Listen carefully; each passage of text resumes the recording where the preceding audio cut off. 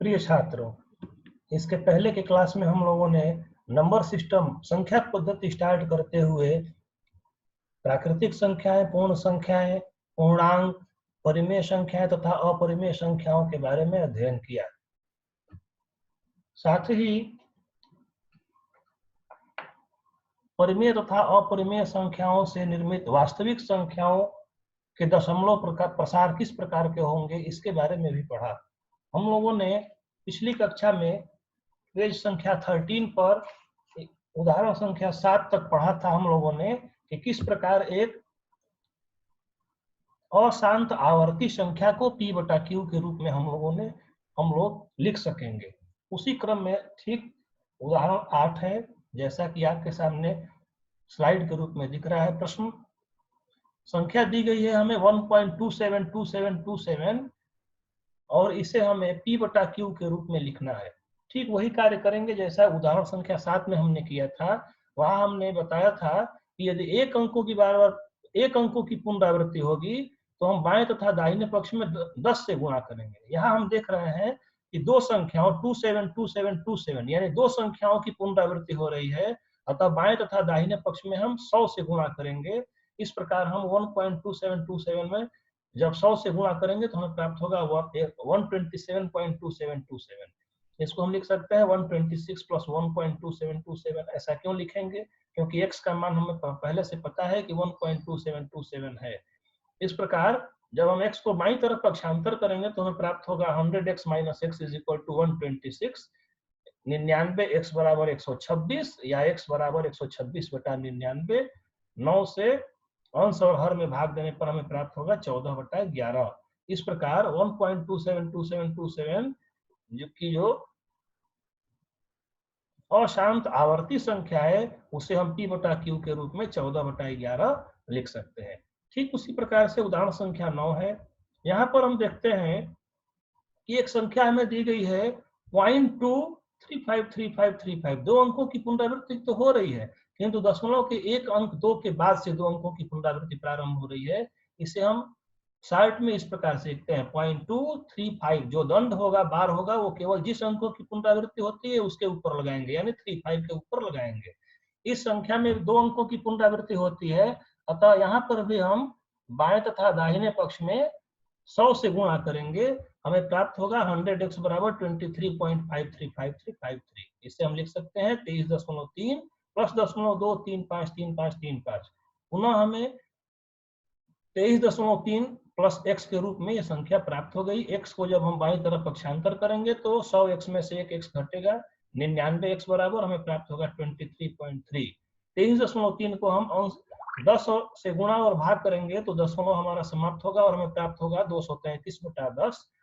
और x का मान हमें प्राप्त हो जाएगा जब 99 यहाँ नीचे आ जाएगा, भाग कर देंगे 99 से 233 बटा 10 में, तो हमें संख्या प्राप्त होगी x बराबर 233 बटा 990। यानी एक संख्या जो हमें दी गई थी 0.2353535, उसे हम p बटा q के रूप में लिख सकते हैं 233 बटा 990। हमने पढ़ा था कि परिमेय संख्याओं का दशमलव प्रसार दो प्रकार का होता है, या तो शांत होगा या अशांत होगा, यानी अनवसानी होगा। यदि अशांत होगा तो आवर्ती होगा। यहाँ जो हमने 3-4 उदाहरण हल किया है, यहाँ पर भी हम देख रहे हैं कि यहाँ पर भी हमें उस रिजल्ट की पुष्टि होती हुई दिखाई दे रही है कि यदि दशमलव प्रसार शांत है, अशांत है और आवर्ती है, तो हम देख रहे हैं कि उसे हम p बटा q के रूप में लिख सकते हैं। तो हम यहाँ कह सकते हैं कि कोई भी परिमेय संख्या का दशमलव प्रसार या तो शांत होगा या अशांत आवर्ती होगा, टर्मिनेटिंग होगा या नॉन टर्मिनेटिंग रेकरिंग होगा। या इसका उल्टा भी हम कह सकते हैं कि यदि हमारा दशमलव प्रसार शांत है तो वह संख्या परिमेय संख्या होगी, या दशमलव प्रसार यदि अशांत आवर्ती है तो भी वह संख्या परिमेय संख्या होगी। इस प्रकार हम एट ए ग्लांस एक बार में यह संख्या अगर हम देखना चाहे तो हमें क्या दिखाई दिया? वास्तविक संख्याएं दो प्रकार की होती हैं, परिमेय संख्याएं तथा अपरिमेय संख्याएं। परिमेय संख्याओं के दशमलव प्रसार दो प्रकार के होंगे, शांत होंगे या अशांत आवर्ती होंगे। यदि संख्या अपरिमेय है तो दशमलव प्रसार हमारा होगा अशांत अनावर्ती, या इसी को कहते हैं अनवसानी अनावर्ती, या इसी को इंग्लिश में कहते हैं नॉन टर्मिनेटिंग नॉन रेकरिंग। इसका उल्टा भी हम कह सकते हैं क्या, यदि हमारा दशमलव प्रसार शांत है तो वह संख्या परिमेय संख्या होगी, यदि दशमलव प्रसार अशांत आवर्ती है तो वह संख्या परिमेय संख्या होगी, या यदि हमारा दशमलव प्रसार जो दिया गया है वह अशांत अनावर्ती है, नॉन टर्मिनेटिंग नॉन रेकरिंग है, तो वह संख्या अपरिमेय संख्या होगी। अब प्रश्न आता है कि दो परिमेय संख्याओं के बीच में परिमेय संख्या हम लोगों ने ज्ञात करना सीखा था।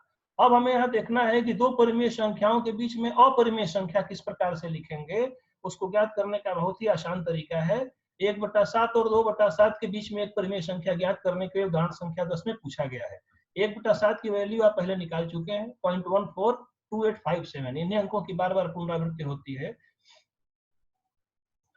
1/7 की वैल्यू अगर हमें पता है तो 2/7 की वैल्यू 1/7 में 2 से गुणा करेंगे तो हमें 2/7 प्राप्त होगा। यानी जो अंक यहाँ पे दिए गए हैं इसी में हमने 2 से गुणा कर दिया तो हमें प्राप्त हो गया 0.285714। अब कोई भी परिमेय संख्या यदि लिखनी है तो हमें सिर्फ इतना ही ध्यान देना है कि यहाँ जो संख्या मिल रही है 0.14 और यहाँ संख्या मिल रही है 0.28, जो हमारी अपरिमेय संख्या जो हमें लिखना है वह 0.14 से बड़ी होगी। यानी हम इसको देखिए यहाँ पर लिखा गया है 0.14 से बड़ा है 15, तो यहाँ लिखा गया है 150 1500 15000। आप इसको 1.14 से बड़ी 15 लिखा गया है, आप इसको 16 भी लिख सकते हैं 0.160 1600 16000। इस प्रकार से आप 1.170 1700 17000 इस प्रकार से आप अनेकों अपरिमेय संख्याएं दो परिमेय संख्याओं के बीच में लिख सकते हैं। यहाँ ध्यान देना है कि वो संख्या 0.28 से छोटी होगी, यानी अंतिम संख्या को आप इस प्रकार से लिख सकते हैं 0.270 0.2700 0.27000। इस प्रकार से आप किसी भी दो परिमेय संख्या के बीच में अनंत अपरिमेय संख्याएं लिख सकते हैं। अब आता है प्रश्नावली 1.3। 1.3 का पहला क्वेश्चन दिया गया है कि निम्नलिखित भिन्नों को दशमलव रूप में लिखिए और बताइए कि प्रत्येक का दशमलव प्रसार किस प्रकार का है। इस प्रश्न को हल करने से पहले मैं प्रश्न संख्या 6 को देखिए। यहाँ पर आप एक तो तरीका है कि भाग दीजिए, भाग देने के बाद देखिए कि दशमलव का प्रसार कैसा है। यदि शांत है तो आप कहेंगे यदि शांत है मानी भाग की प्रक्रिया समाप्त हो जाती है तो आप कहेंगे कि शांत है, भाग की प्रक्रिया समाप्त नहीं होगी तो आप कहेंगे अशांत है। लेकिन हम एक ऐसा तरीका बताएंगे कि आप केवल क्वेश्चन के हर को देख करके बता सकते हैं कि यह दी गई संख्या शांत है कि अशांत है। उसके लिए आपको सबसे पहले प्रश्न संख्या 6 को समझना होगा। क्वेश्चन नंबर 6 को देखिए क्या दिया गया है। क्वेश्चन नंबर 6 में कह रहा है कि P/Q के रूप में आप कुछ संख्याओं के उदाहरण लीजिए। क्वेश्चन नंबर 6 आप देखिए, मैं दिखाता हूं आपको स्लाइड पे। P/6 के रूप में की परिमेय संख्याओं के अनेक उदाहरण लीजिए जहां P और Q पूर्णांक हैं और जिनका एक के अतिरिक्त अन्य कोई उभयनिष्ठ गुणनखंड नहीं है। इसका अर्थ यह हुआ कि P/Q अन्य किसी भी संख्या से कटेंगे नहीं और जिसका शांत दशमलव निरूपण है। यानी P/Q में हमें ऐसी संख्या लेनी है जिसका दशमलव प्रसार शांत हो, ऐसी संख्याएं लेनी है। क्या आप यह अनुमान लगा सकते हैं कि Q को कौन सा गुण अवश्य संतुष्ट करना चाहिए? देखिए इस क्वेश्चन को हम कैसे करेंगे। उदाहरण के लिए हमने कुछ संख्याएं लिया है P/Q के रूप में। पहली संख्या है 1/2। पहली संख्या हमने लिया 1/2। 1 में 2 से भाग देंगे, भागफल होगा 0.5।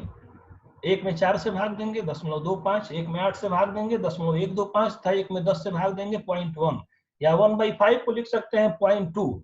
इस प्रकार से हम देखते हैं कि जितनी भी संख्याएं हम लेते हैं इन सभी के दशमलव प्रसार शांत है। आप सामने देख रहे हैं दशमलव प्रसार शांत है, यानी भाग की प्रक्रिया समाप्त हो जा रही है कुछ अंकों के बाद से। यहाँ 1 अंक के बाद दशमलव भाग की प्रक्रिया समाप्त हो गई, यहाँ 2 अंक के बाद भाग की प्रक्रिया समाप्त हो जाती है, यहाँ 3 अंकों के बाद भाग की प्रक्रिया समाप्त हो रही है। अब यहाँ आप यदि इन अंकों को देखें तो इसके अंक, इन अंकों के हर को आप ध्यान दीजिए। हर में यहाँ हर का गुणनखंड 2 है, यहाँ 4 का गुणनखंड 2 गुणे 2 यानी 2 ही है। 8 का गुणनखंड 2 गुणे 2 गुणे 2 2 ही है। 10 का गुणनखंड 2 गुणे 5 यानी हर का गुणनखंड 2 भी है, हर का गुणनखंड 2 भी है और 5 भी है। यदि 1/5 ले हम उदाहरण के लिए तो हर का गुणनखंड केवल 5 होगा। इसका अर्थ ये हुआ कि उन अंकों के दशमलव, उन परिमेय संख्याओं के दशमलव प्रसार शांत होंगे उन अंकों के दशमलव प्रसार शांत होंगे जिनके हर के गुणनखंड या तो 2 होंगे या 5 होंगे अथवा 2 और 5 में से कोई भी होंगे। अब आप प्रश्न संख्या 1 को देखिए। प्रश्न संख्या 1 में पहली संख्या है 36/100। यहाँ आप देख रहे हैं कि जो हर है वो 100 है। 100 का गुणनखंड 2 गुणे 2 गुणे 2 5 गुणे 5। यहाँ भी हर का जो गुणनखंड है 2 और 5 है, इसके अतिरिक्त और कोई संख्या नहीं है।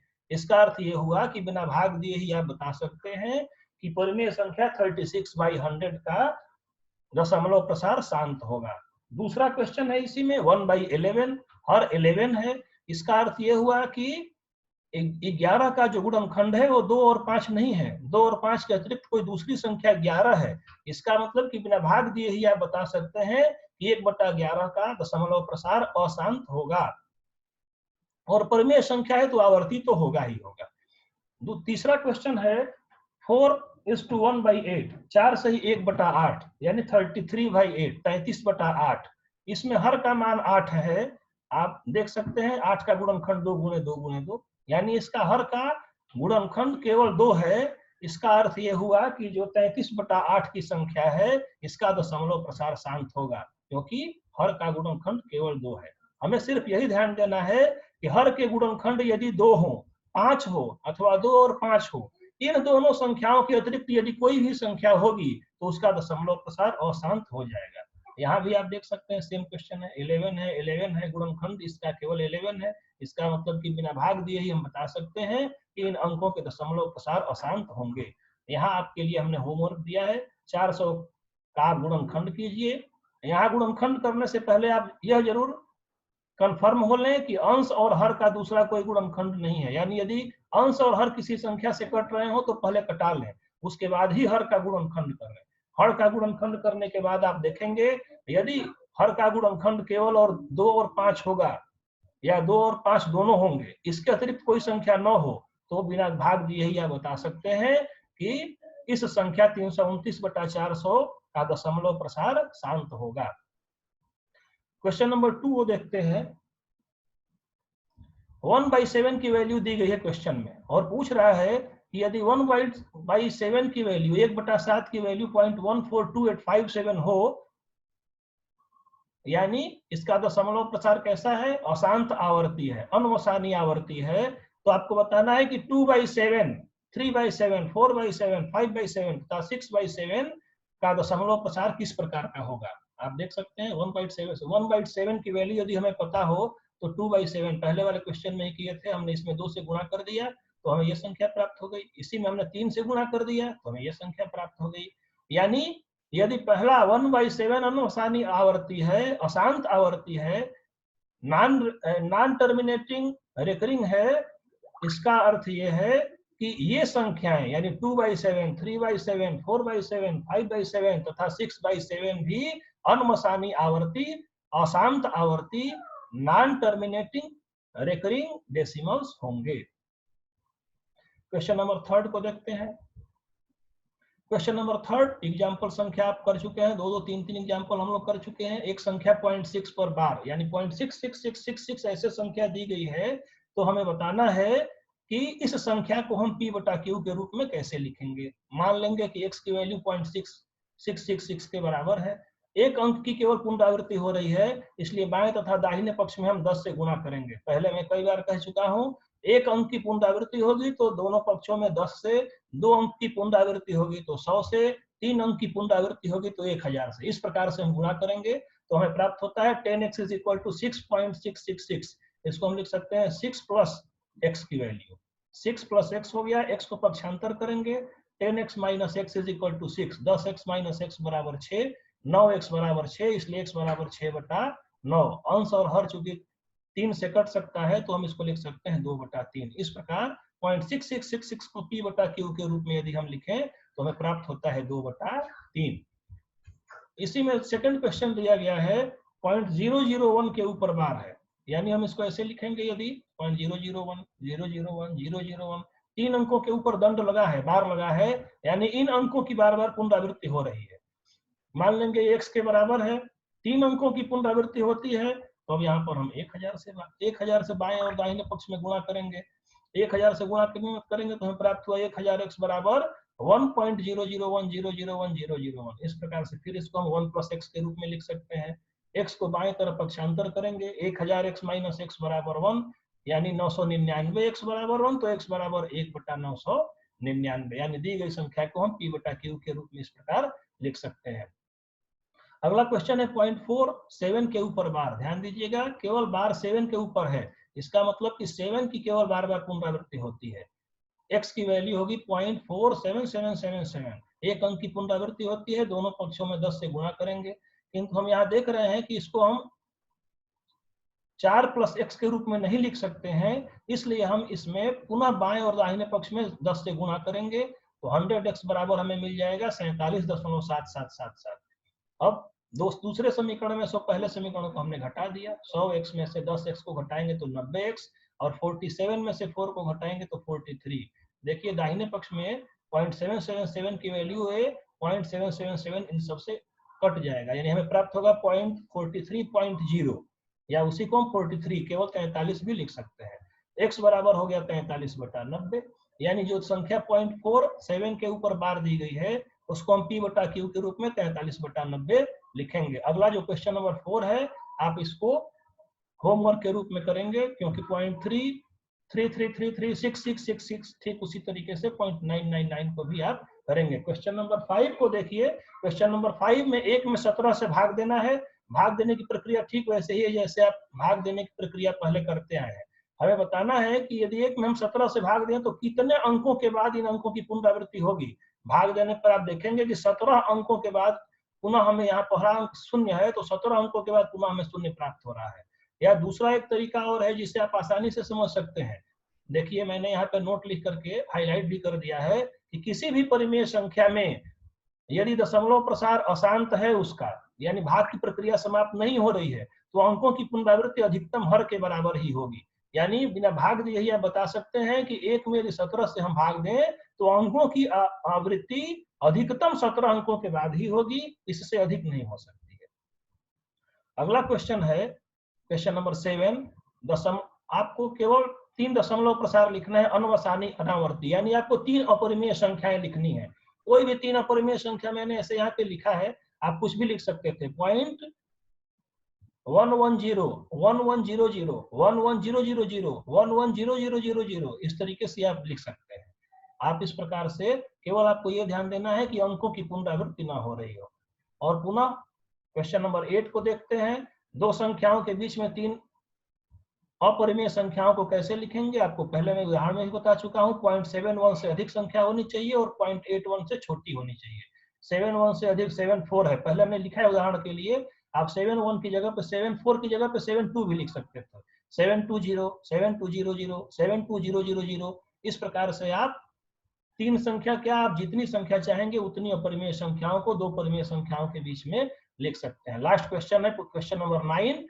बताना है कि √3 का दशमलव प्रसार किस प्रकार का होगा, यानी ये संख्या किस प्रकार की होगी। जब आप इसका वर्गमूल निकालेंगे तो आप देखेंगे किस प्रकार की संख्या हमें प्राप्त होती है, यानी अंकों की पुनरावृत्ति नहीं हो रही है। इसका अर्थ ये हुआ कि अशांत है और अनावर्ती है, और ये हम पहले ही पढ़ चुके हैं कि यदि कोई भी दशमलव प्रसार अशांत अनावर्ती हो तो वो संख्या अपरिमेय संख्या होती है। यहाँ करड़ी में 225 की वैल्यू 15 है, शांत दशमलव है, अतः यह एक परिमेय संख्या है। इस प्रकार से आप क्वेश्चन एक्सरसाइज 1.3 के सारे क्वेश्चंस को आपने सॉल्व कर लिया है। अगले वाले क्वेश्चन में हम लोग वास्तविक संख्याओं को संख्या रेखा पर किस प्रकार से दिखाना है ये हम पढ़ेंगे। धन्यवाद।